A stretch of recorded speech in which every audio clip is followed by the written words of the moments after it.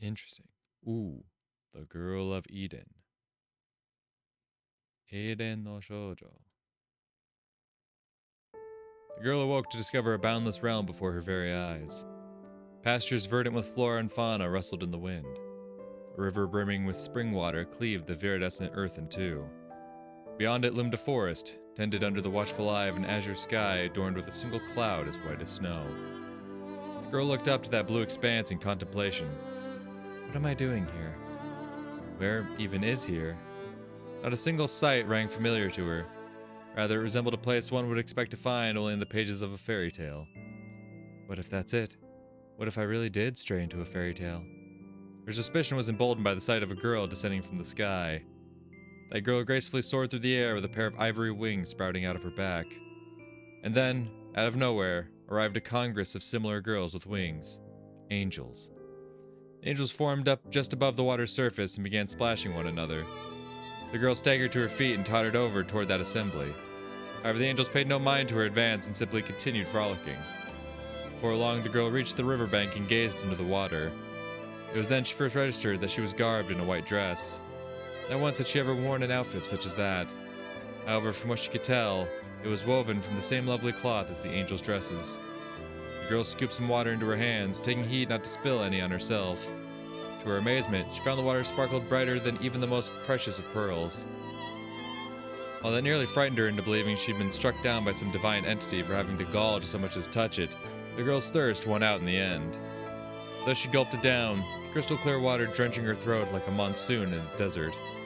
Her trepidation gone, the girl sat by the river and dipped her bare feet into the water.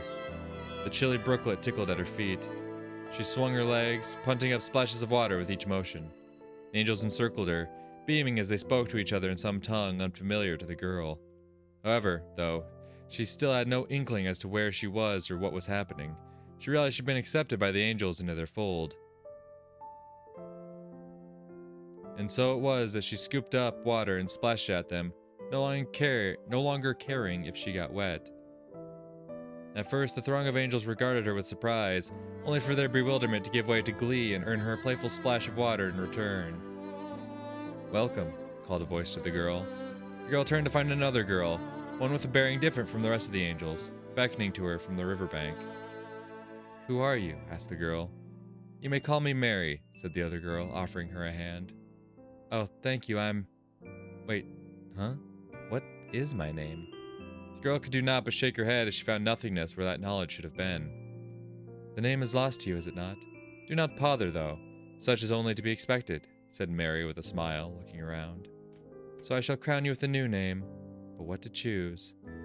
Shortly thereafter, Mary's eyes fell upon white lilies blooming by the riverbank. Oh, inspiration, you strike true.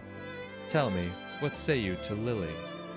Lily? Muttered the girl, trying the name on for size.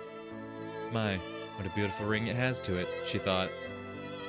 It's lovely. Thank you, Mary, said the newly christened Lily. My pleasure, replied Mary, embracing Lily. The pair then flopped into the river and splashed at one another. Lily floated atop the water and took stock of the sapphire sky. A solitary cloud decorated it all by its lonesome. Lily emerged from the river, the sun's golden rays drying her dress in the twinkle of an eye as she bathed in them. Hey, Mary, what exactly is this place? Asked Lily, turning to the girl who'd come up to sunbathe alongside her. This is Eden, the eternal paradise. Conflict, hate, joy, and pleasure are all but relics of the past here, answered Mary, regarding the sky. Its gates permit only the virtuous. Those with hearts marred by sin are denied entry, which must make you quite the exemplary soul. Exemplary? Me? Questioned Lily, almost as though she didn't believe it herself. But I can't remember anything. Not only do I not recall my name or past, but I've even lost the desire to as well. You needn't be distressed, said a smiling Mary. Memories and emotions are superfluous for a life in Eden. I see, replied Lily, with a nod, though for some reason that escaped her comprehension. That explanation didn't seem to agree with her. In any case, she had indeed forgotten everything. Not merely her name, but also who she was, and her raison d'etre. Fucking don't use French around me, fucker. Agonize not, Lily. You are in Eden now, a land of eternal repose designed to bring peace to souls who have fulfilled their purpose. assured Mary as though she had read Lily's mind. And so, Lily began her life within Eden and all its glorious nature. The days there were always immaculately sunny, never once seeing a drop of rain or a sky wreathed gray in storm clouds. Yet in spite of that, the foliage never lost its splendor for even a moment, immune to the cycle of death and rebirth brought about by the change of seasons, for such concepts did not exist here in Eden. Yes, it was indeed a peaceful world, so peaceful, in fact, that living there sowed seeds of gloom and anxiety within Lily's heart. However, she knew not why, for even the notion of unease had become alien to her. "How do I rid myself of this melancholy?" Lily asked Mary one day. "At ease. Take comfort in the knowledge that your disquiet shall pass in time, as do all concerns in Eden," assured Mary. "No, Mary. I'll never be at peace so long as my former self remains a mystery to me," said Lily with a shake of her head. "Oh dear," replied Mary, stroking her chin in deliberation for a time. "Lily, be made aware that there is a way to reclaim your former self. However, doing so will brand you an exile to Eden. And once you have been ousted from paradise, never again shall its gates grant you passage." "Perhaps, but my mind's already made. Tell me what must be done, Mary." Mary contemplated the sky before answering. "There is a planet far, far away from here, beyond this very sky. Venture there, and you may reclaim yourself. However, a lengthy journey need be weathered to reach it. First, you must visit many other planets to recover yourself piece by piece. 'Tis an arduous and unforgiving voyage, I dare not lie, nor do I believe it to be worth forsaking Eden. I appreciate your concern. Regardless, though, I must go all the same," said Lily, her resolve firm as steel. She suspected that, were she to tarry, she would eventually grow accustomed to a life of peace in Eden, and find the resolve to depart that had once blazed so brilliantly snuffed out and into less than even an ember. And she would rather know who she was than live a life of no thought, a life where she was denied thought, in paradise. For what she possessed was desire, man's primal impulse refused to them in Eden. So be it. I am Mary, navigator of Eden. Providing counsel to troubled souls is my duty, and thus the guidance of your august soul falls upon me," said Mary before offering her hand. "To me, Lily. Let us embark on this journey to reclaim your lost heart." The pair stood side by side atop the summit of Eden's tallest hill. "Behold, for that is Anthropos," said Mary, pointing to a star in the heavens. "Anthropos? Aye, that is the name of that planet. To reach it you need first visit Hyperion, the planet of wishes. However, to depart Eden demands that you traverse the Path of Flames."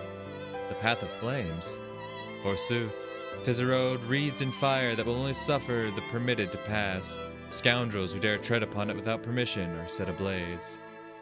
"But I haven't been given any permission like that at all," said Lily, nervously shaking her head. "Be at ease. I, Mary, hereby grant you, Lily the Traveler, permission to proceed through the Path of Flames," declared Mary, taking Lily's hand. A blinding white light burst out of Mary's back, driving Lily to shut her eyes. Timidly, she opened them back up to discover giant white wings blooming out of her back where there had been nothing before. "Gird your loins," said Mary, flapping her wings as she kept her grip firmly locked around Lily's hand. With a gasp, Lily found herself hovering above the ground, prompting her to cling to Mary for dear life so as not to fall down. The verdant plateaus of Eden gradually faded away with distance, its massive rivers reduced to blue streaks, its vast forests emerald masses, and its lush meadows vibrant green carpets. Gradually, the pair's surroundings darkened, enabling them to see myriad stars in just about every direction. Suddenly, Mary ceased flapping her wings and released Lily, yet the latter kept floating through space despite the lack of ground beneath her feet. "The time has come. Let us greet the Path of Flames as one," said Mary, opening an invisible door out of thin air. The air fissured, flames rupturing out from the gap between Mary's hands. Moments later, a crimson wildfire manifested in the space before them. "Onward," said Mary, taking Lily's hand again and treading into the inferno without so much as a speck of fear. Lily shut her eyes, bracing herself for the oncoming wave of flames, but contrary to her expectations, she and Mary were unimpeded in their march through the door, the heat faint and resting not so much as a bead of sweat from them. "Lo and behold, 'tis as I told you," The permitted need not dread the flames, said Mary with a grin. The path of flames within the door looked no different than the space outside to Lily. Is there no other way to leave Eden? Those who do not pass through the path of flames are doomed to wander that way until the end of time, said Mary, pointing into an empty void. Look under those twinkling stars. Several of them are all that remain of those eternal vagabond souls. Lily gazed up at the tenebrous sky, regarding those accursed souls who would never know peace. Come, let us take our leave of this path to which all flames return, said Mary. And before Lily even knew it, they had passed through the end of the path of flames, as though the journey had been little more than a stroll through the woods. Lily turned around, yet found naught but a pitch-black sky instead of the road they had traversed. Even Eden was nothing more than one of the minuscule twinkles in the vastness of space. The planet of wishes lies further yet. We must make haste, said Mary, spreading her wings. Lily took Mary's hand and let her lead the way. That is Hyperion, planet of wishes, said Mary, pointing to a giant planet that drew closer with each passing moment. What must I do there? Asked Lily. Make a wish. Face Anthropos and plead for your heart's greatest desire. But how do I go about that task? Asked Lily, to which she received no answer. Realizing she would not have to discern that for herself, Lily racked her brain, yet failed to devise any concrete plan. There is but one road forward, said Mary, and that is simply to wish. All right, said Lily, nodding before closing her eyes and concentrating every fiber of her being onto her dearest wish and the purpose of her journey to Anthropos, the desire to reclaim her heart. Shortly thereafter, Mary called her name, causing Lily to open her eyes, widening as she found herself and her companion on Hyperion's surface. Hyperion has hearkened to your wish, said Mary, her words music to Lily's ears. Alas, this planet was merely the beginning. Now is when the trials truly commence. What trials? A series of potentially agonizing challenges required to reclaim your heart and breathe life back into your emotions, said Mary stoically. Knowing this, do you still wish to brave the next planet, Iapetus, the planet of joy? But of course, Lily replied, nodding assertively. There was no turning back for her now that she had been accepted by the planet of wishes. Truly, Eden will yet gladly welcome you back with open arms should you return now, warned Mary, though suspecting in her heart of hearts that Lily's resolve would not waver. Your silence speaks all. Very well, then. Let us proceed to Iapetus, the planet of joy, from where all happiness sparks. The angel flapped her wings and departed Hyperion with Lily in tow. The two soared through the pitch-black sky.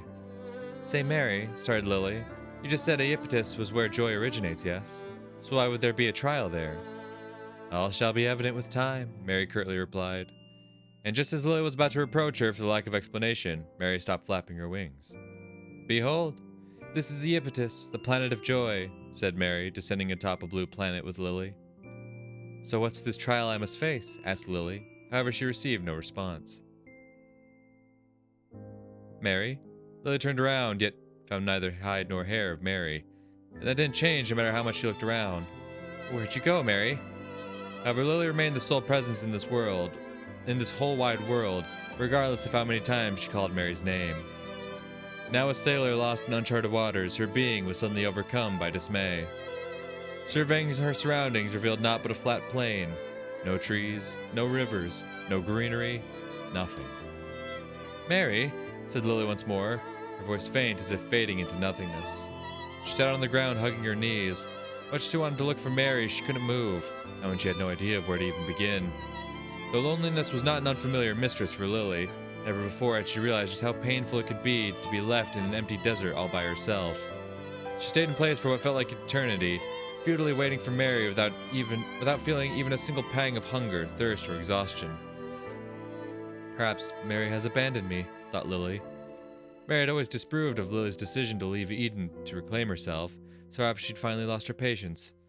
Lily raised her tear-stricken face and looked up, finding nothing but cobalt skies and a black dot in the horizon. The dot grew bigger and bigger by the second, until it finally landed before Lily with a thud. As it turned out, it was none other than Mary's head. Her eyes, glazed over and devoid of life, were looking up to Lily. Mary? Lily questioned. However, there was no response.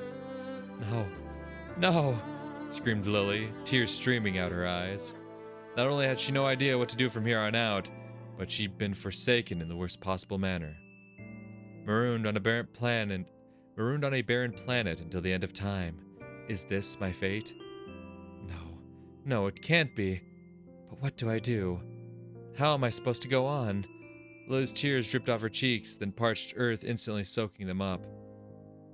Perhaps I could live off the land by nourishing it with my tears. Those fantasies took root in Lily's mind as she continued weeping before Mary's head. Soon enough, Lily lost track of time, and Mary's head had vanished without a trace, without her even noticing. Her heart was being torn asunder by loneliness, the likes of which she had never suffered before. Please come back to me, Mary. I'm begging you. You must show me the way to go. Lily screamed into the void, practically tearing her throat apart. Her words were devoured by the earth that had never once been graced by so much as a single gust of wind. Suddenly, a black dot appeared out of nowhere in the middle of the sky, growing much bigger and bigger by the second, till it finally landed before Lily without so much as a sound. Oh, Mary, I missed you so much. Lily embraced Mary as a child would its mother. Do forgive me, Lily, said Mary, rustling Lily's hair. This is wonderful, cried Lily, wiping her tears. I've never been happier than I am now. Then it would seem that you have passed the Planet of Joy's trial, said Mary with a smile. Rejoice, for you have recovered the emotion of joy after much hardship. Come, let us venture to the next planet. Wait, Mary, shouted an anxious Lily, stopping Mary just as she was about to go on ahead. Will there be more trials like this to come? Aye, conquering them is how you shall reclaim yourself, said Mary with a nod. But why do you express such hesitation? Was this not what you asked for? Still, rest assured, should your resolve have wavered, 'tis not yet too late to return to Eden. I won't, said Lily, shaking her head. I have to reclaim myself. Let's keep going, Mary. Lily grabbed onto Mary and the pair departed to Iapetus. Our next destination is Tartarus, the planet of rage. There you shall recall the fire in one's belly that is anger. Why should I, though? How could anger ever help me? Asked Lily, failing to grasp what noble purpose such venom could possibly serve. Anger is the womb which gestates the power that engineers man's accomplishments, and power hails the acquisition of the strength necessary to surmount challenges. Though still not fully comprehending, Lily could do little but nod when dealt such an articulate explanation. Mary ceased flapping her wings and nudged Lily forward when a carmine planet came into view. Go forth and reclaim your rage, Lily. Lily stumbled a few steps forward and turned around, but found herself all alone on the surface of the red planet. Mary, called Lily, getting no response. Having expected as much, though, she quickly gave up and surveyed the planet instead. A Stygian road spanned prominently across the rust-red earth, almost as if it were bidding Lily to tread upon it. Lily answered the unspoken invitation, discovering the road to be overlaid with what appeared to be black sand. It crunched pleasantly underfoot as she marched forth, struggling to discern how this could possibly be the planet of rage, for the time being at least. In time, it dawned upon her that the world remained the same landscape of red and black no matter how far she went. Even the sky was vermilion, as if sealed in perpetual twilight. Hold on, maybe I was meant to go the other way, thought Lily, the possibility that her efforts thus far had been fruitless stirring her heart uncomfortably. She kicked the black sand, stirring and scattering it about. Perhaps this is the Planet of Rage's trial, surmised Lily. However, that revelation came with no accompanying epiphany illustrating how to get mad, much to her consternation. Exactly how am I meant to proceed? Mused Lily as she stroked her chin. She'd never been angry before, not as far as she remembered anyway. She didn't even know what triggered rage. Curious, she said, racking her brain over the issue despite having believed anger unnecessary not too long prior. She was getting a headache. Yeah, those would get me angry. Lily kicked the ground as she tried to suppress the pain. The sand scattered. Ah, growled Lily, irritated that she didn't know what rage was.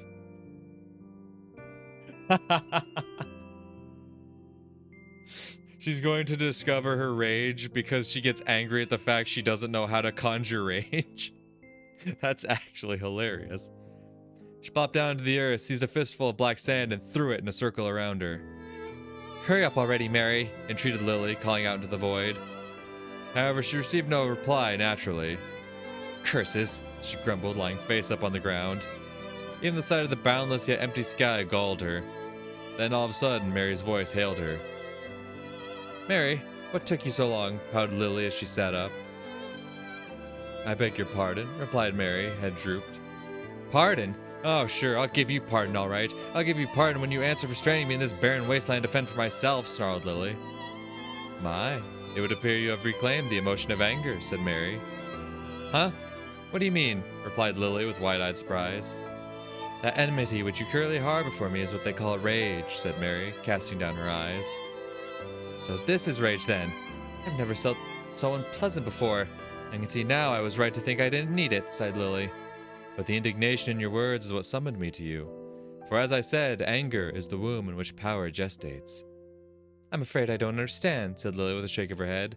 But at least we can leave this terrible place behind us now, right? Let's go already. Speaking of which, what planet awaits us next?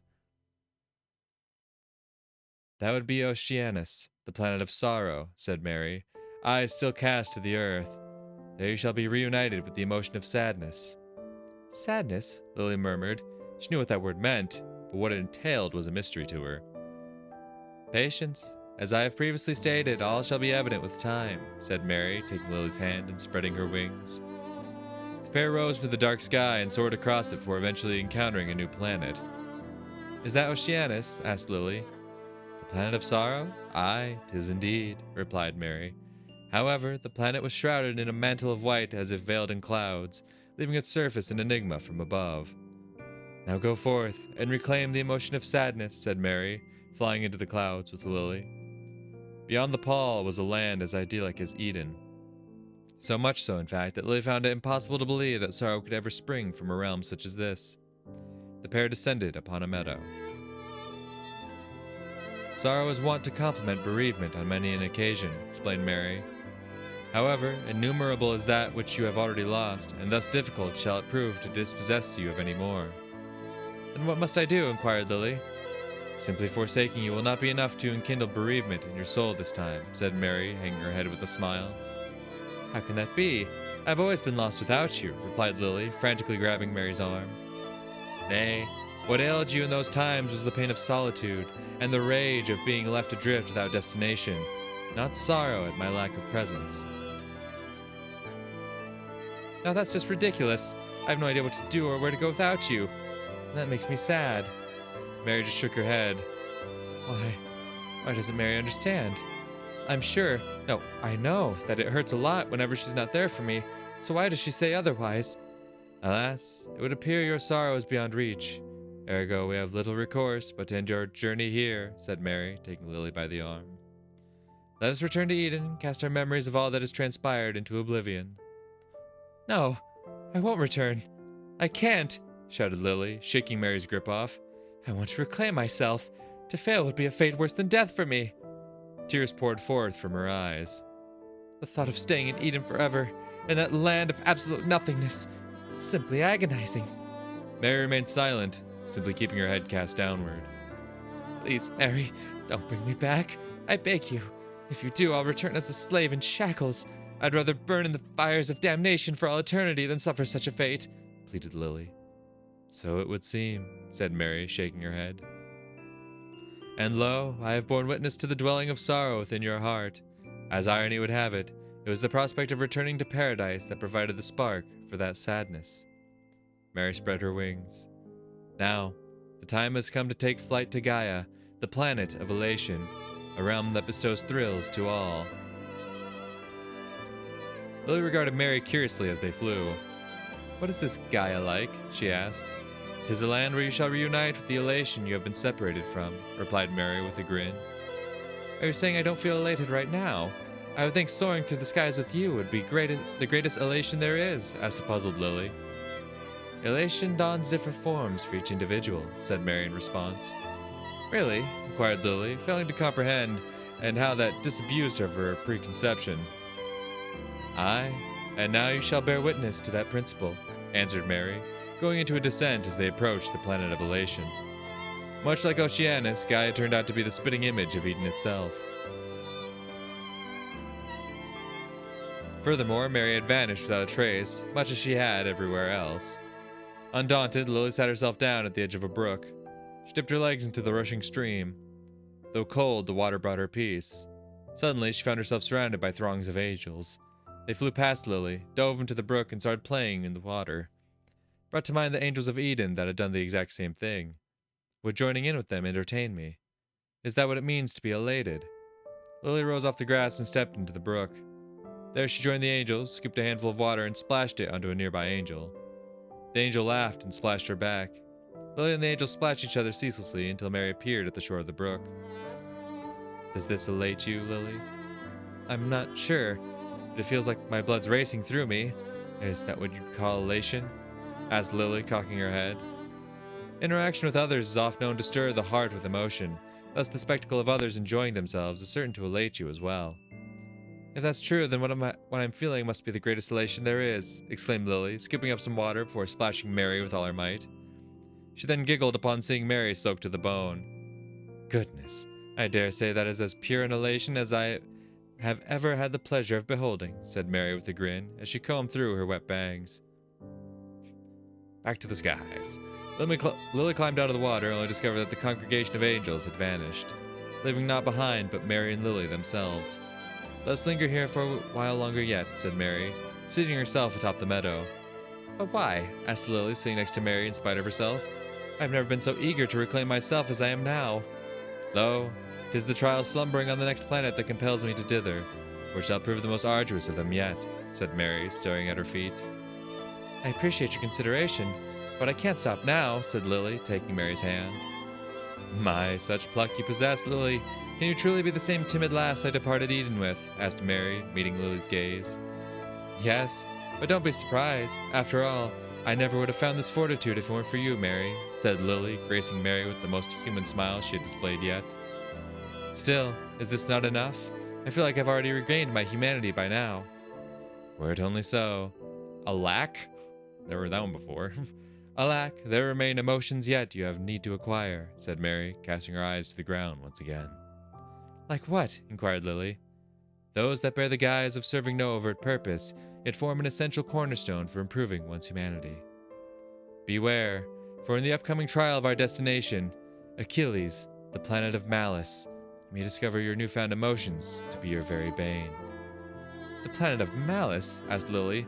The sound of that brought her dread, though she had no notion as to why. Aye, now let us go forth, said Mary, rising off the ground. Hold on a minute, Mary, said Lily, grabbing Mary's arm. Please, you must tell me what kind of challenge I'll be facing. No manner of explanation will ever suffice, unfortunately. You must bear witness to it yourself, for that is the nature of Achilles, replied a stoic Mary. No sooner had she delivered that cryptic message than did she drag Lily up to her feet. Lily pondered what could possibly be lying in wait for her as she soared the skies with Mary. Though the planet of malice possessed such an awfully ominous ring to it, she hadn't the slightest of what it actually implied. But considering the trials up until this point, she surmised that it would facilitate her recovering the emotion of malice. Do I really need an emotion like that? Did I really possess something so foul once upon a time? Lily's reverie was interrupted when she noticed a Caligonus? Caligonus. Yeah, no, I'm taking that one to Google. That's one that context clues aren't helping me out much. Caligonus. Misty, dim, obscure, or dark. Okay. Cool. That is the planet of malice, said Mary. Oh, what a dreadful sight, shouted Lily, clinging to Mary. Alas, you must go there to reclaim yourself, replied Mary, setting a comforting hand on Lily's shoulder before directing her to the planet of malice. Courage, Lily. I have faith that you shall triumph over the challenge that is to come. Emboldened by Mary's reassurance, Lily descended onto the planet of malice. What she found was a world darker than the blackest void. Not only were its earth and skies obsidian, but even the very air that filled Lily's lungs was black as coal. Her discomfort was fueled by the sensation that she was being weighed down by stones innumerable. And though Mary should have been right beside her, Lily saw not so much as a hint of her dear companion. Mary, cried Lily, despite knowing her efforts would prove futile. She didn't dare. No, she couldn't move under such circumstances. Thus she quickly abandoned all thought of attempting anything and simply sat down. She assumed that this so-called trial would present itself to her in due course. Eventually, as the sands of time trickled by and her eyes gradually acclimated to the darkness, Lily made out a shape in the distance. Unfortunately, everything looked identical on this pitch-black planet. Still, though barely visible, she believed herself to be seeing a human figure. Mary? The figure approached Lily once she called that name, but the closer it got, the more apparent it became that it wasn't Mary. Instead, it was a girl Lily had never seen before. Who are you? Asked Lily. I am none other than yourself, replied the girl. Me? Said Lily, eyes widening. What's going on here? How can there possibly be two of me? Ah! Indeed, I am the evil that calls your heart home, said the girl. The evil that calls my heart home? Questioned Lily, mirroring the girl's words like a parrot. Precisely. Thus, I shall take your life, said the girl, brandishing a giant hatchet in her left hand. Well, why are you doing this? Asked Lily. Slaying you shall prove I exist, answered the girl, holding the hatchet aloft. So, you can prove you exist by killing me. If that's true, does that mean I have to kill her to assert my own existence? Thought Lily. The girl swung down her hatchet, but Lily evaded it in the nick of time. She then seized the girl's arm before she could strike again. Her arm was alarmingly cold. The hatchet fell to the jet-black earth. Lily swiftly picked it up. Though more fit for chopping firewood than serving as a weapon, the gray blade was all that possessed color in this realm of absolute darkness. Lily raised it without a second thought and smashed it down. The blade dug into the girl's head, sending a fountain of black blood dripping to the ground. Ebony bones shattered, and brains black as tar spilled out like bile. Lily looked down upon the girl now collapsed upon the black earth. This girl claimed she was me. Would that make this corpse my own, then? If so, then just what in the world am I? Lily, called Mary's voice. Lily dropped the hatchet and turned around. There stood Mary, her countenance wrought with what appeared to be sadness. At the very least, Lily could now identify the look on her face as doleful. Is something the matter, Mary? Asked Lily. Nay, 'tis but a figment of your imagination, said Mary, shaking her head. It would appear the concept of malice is yours once again. It is? Lily asked. In all honesty, it certainly didn't seem that way to her. In fact, she felt no different than she had prior to her arrival on Achilles. Forsooth.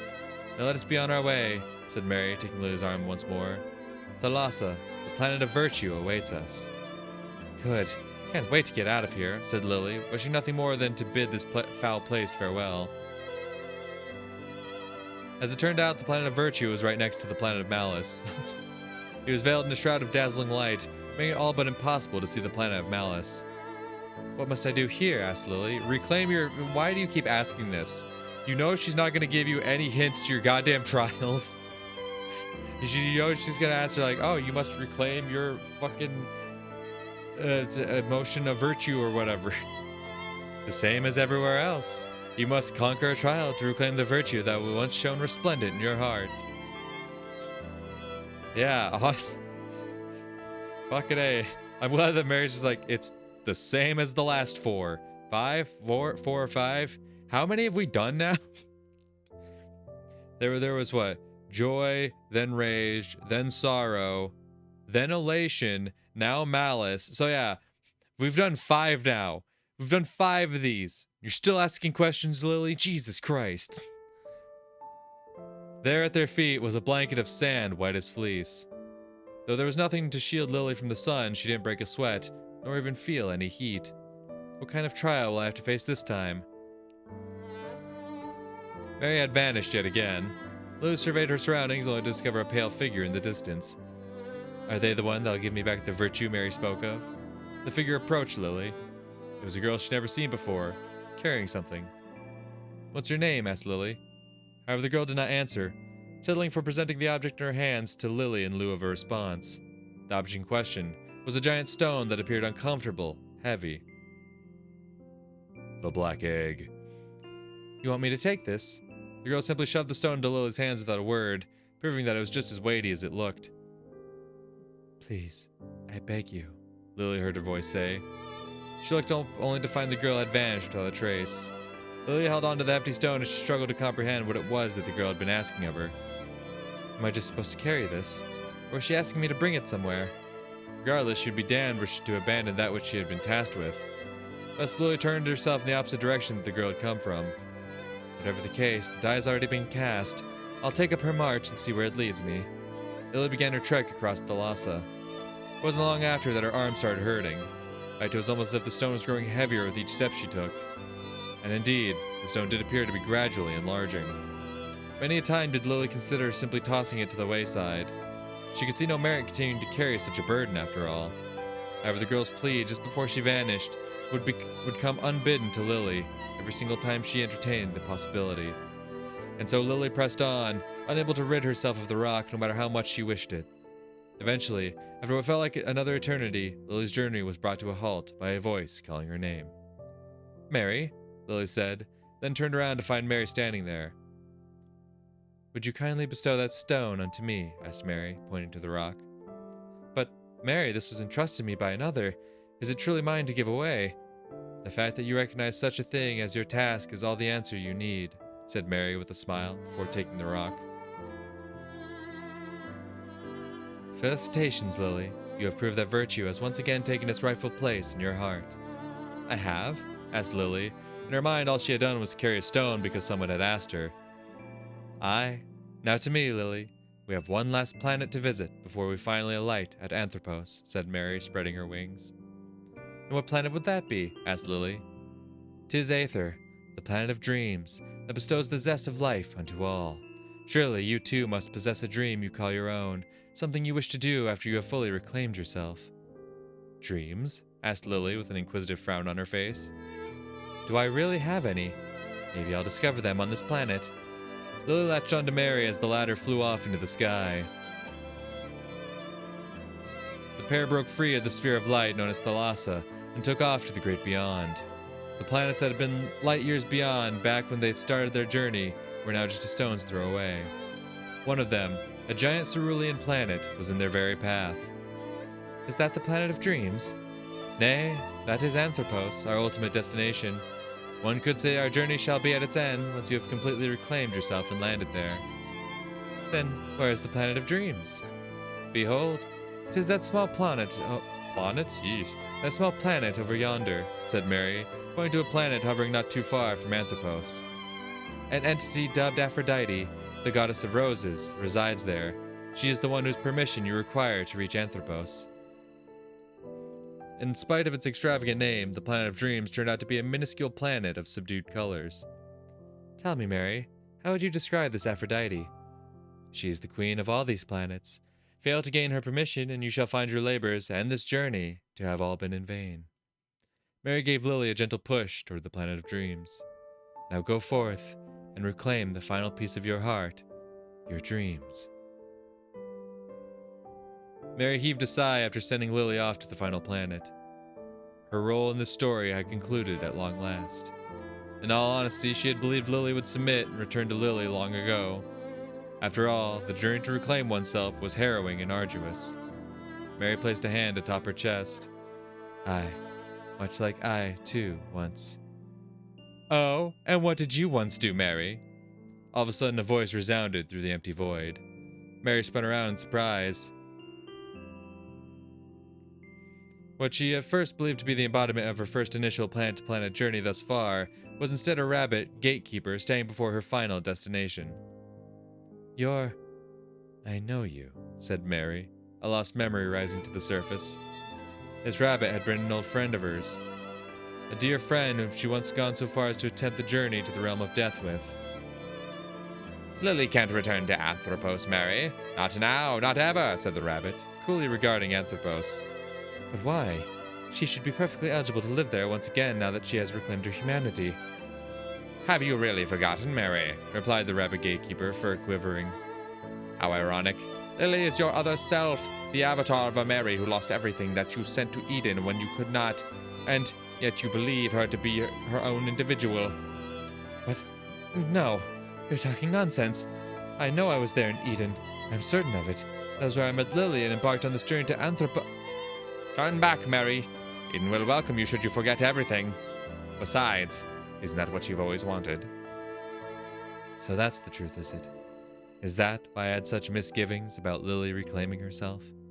Did I fear remembering the cross I must forever bear, the unforgivable sin of taking my own life?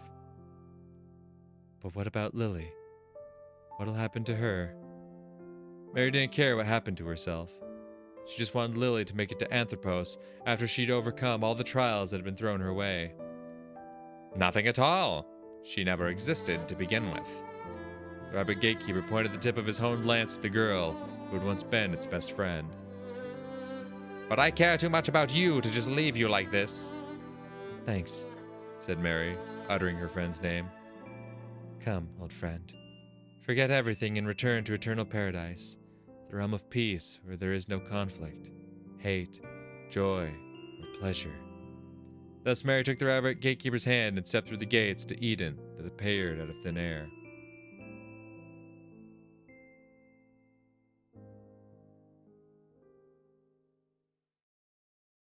Well, I didn't like that ending very much.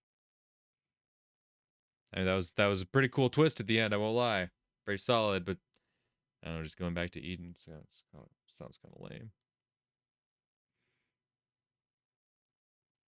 Masaki reached the MPD without getting carsick once on the return trip, fortunately enough. どうだった? Toji wasted no time asking for Masaki's impressions once he'd finished the manuscript. どうもこうも、明らかにプルガトリオの羊の続きですね。サンテグジュペリの影響が見られますが。星の王子様か。星を旅する話だったな。Don't know that one. 新曲と混ぜているようですね。It definitely figures elements from the Divine Comedy. 結局主人公の少女はエデンにとどまるしかないんです。Yeah, the ending was very bleak. Didn't like it. 楽園にいれば幸せなんじゃないのか? しかし、この話ではエデンを争いも憎しみも喜びも快楽もない世界と位置づけています。そこから少女は抜け出そうとするが、結局叶わない。で、そこから何か分かったのか? 何も分かりませんよ。これをどうしたらいいのかも。そんなはずないだろう。わざわざこんなものを残すなど。That is the question. 手紙の方が重要で、原稿はあくまでおまけということかもしれないな。Or you need both 少なくともこの小説から居場所を割り出したりすることはできませんよ。ならば、連れ去ったはずの娘の居場所などはわからないのか。それだってこの主人公の少女がその子だとしても結局元の木阿弥になるわけですし。Masaki had found literally nothing to make any definitive conclusions. どうやら無駄足だったようだな。Yagino would put the manuscript back into the envelope. あちらの捜査本部に伝える必要もないでしょう。まあ必要になったらお前から渡してくれ。え、自分がですか? Perplexed, Masaki took the envelope offered to him by Yaginuma. 二課の人間が一課の捜査にしゃしゃり出るわけにもいかんだろう。はあ。Honestly, Masaki knew little of how internal police politics worked. However, the logic seemed sound. Probably anyway. では、自分が預かります。なくすなよ。If you're so worried about that, then why don't you take yourself and allow this pressure for me? It was addressed to you, stupid. It's on you to fucking do with it. God damn it, Masaki, piss me off.